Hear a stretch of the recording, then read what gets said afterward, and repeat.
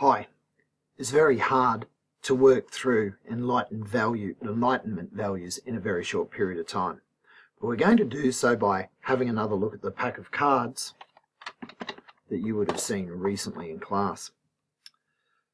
When we look at this pack of cards, the picture cards always draw our attention, but I think there are two that you really need to be thinking about all the time as we try to grapple with enlightenment values, and it's these two.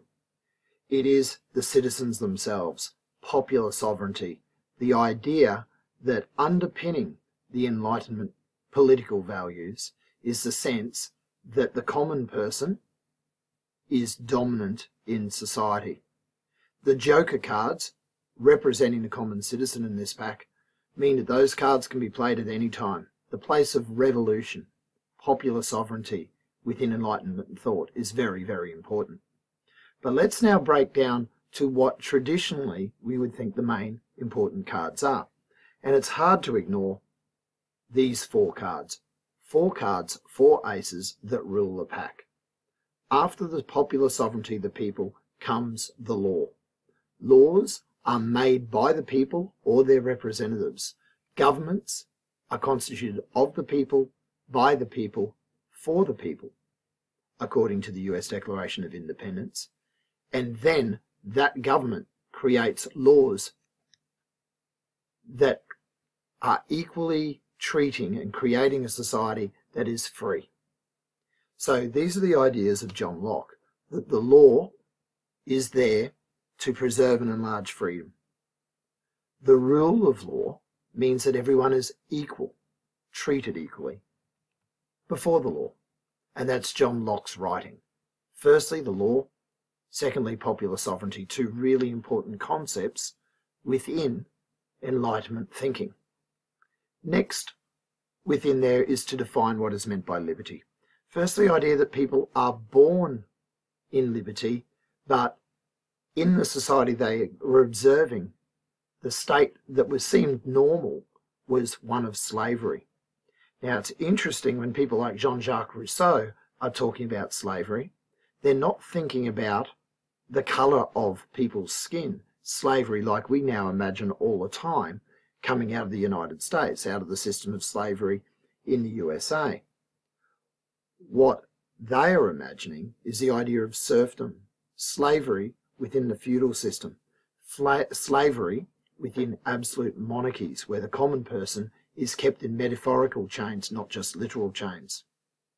So we read the word slavery slightly differently to the way the philosophers mentioned it, or meant it.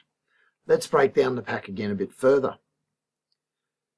The sense of equality within the pack comes through, but it's actually the other rights that seem to be more dominating those picture cards. That governments are about serving the people. There is a social contract in which the governments only rule with the consent of the governed.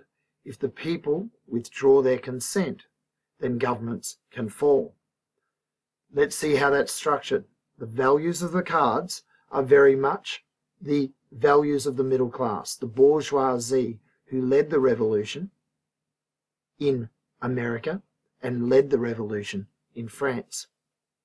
Straight away, and it's very tricky to do this back to front. You can hear me probably thinking about what I'm saying because I know I'm going to be reversing cards and turning it around so you can see it. Very first in the cards, important in the cards, are the values of property. So if I were to look at these cards, it's the spirit of commerce that is protected very quickly.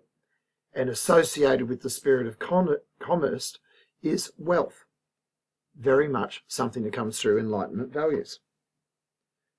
The spirit of freedom is one that emphasizes freedom of your profession, your job, the freedom of industry to pursue wealth. Now think of how this might interface with places outside Europe. Industry, freedom of wealth, the ability of middle-class people to achieve their own ends, pursue happiness, if you like, through business. Prosperity is another key value. That if people are working, they can be prosperous. They can make their own money. So 3 cards of these coloured cards are about the importance of individuals having property and making money.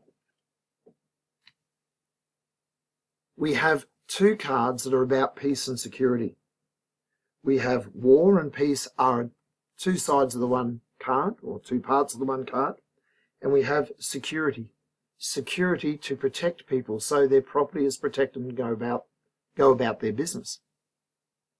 So when we're looking at Enlightenment values, security is tied to freedom to own property, to make money, to climb the ladder of society, to be ambitious.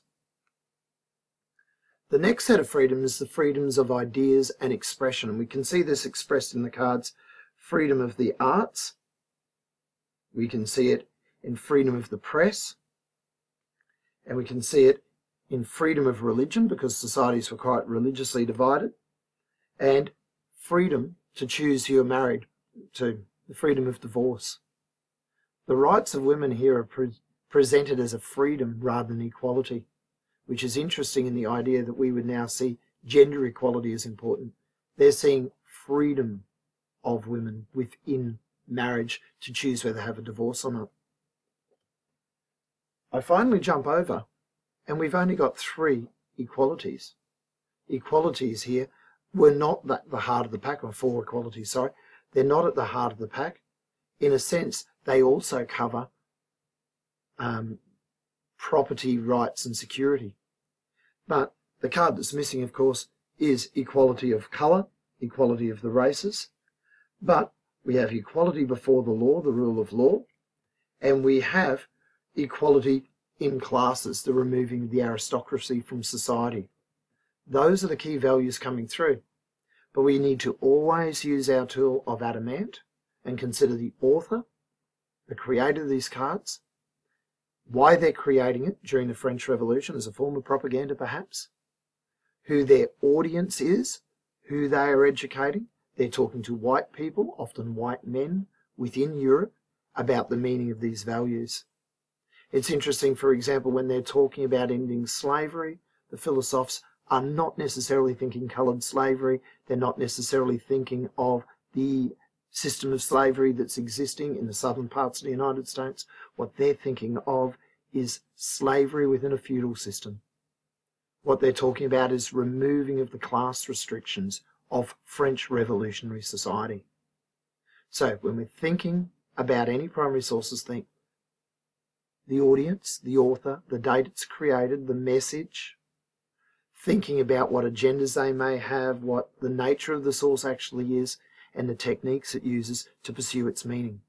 Because these will shape our understanding of whether Enlightenment values are truly at odds with the imperialism and racism that we see existing during the 19th century.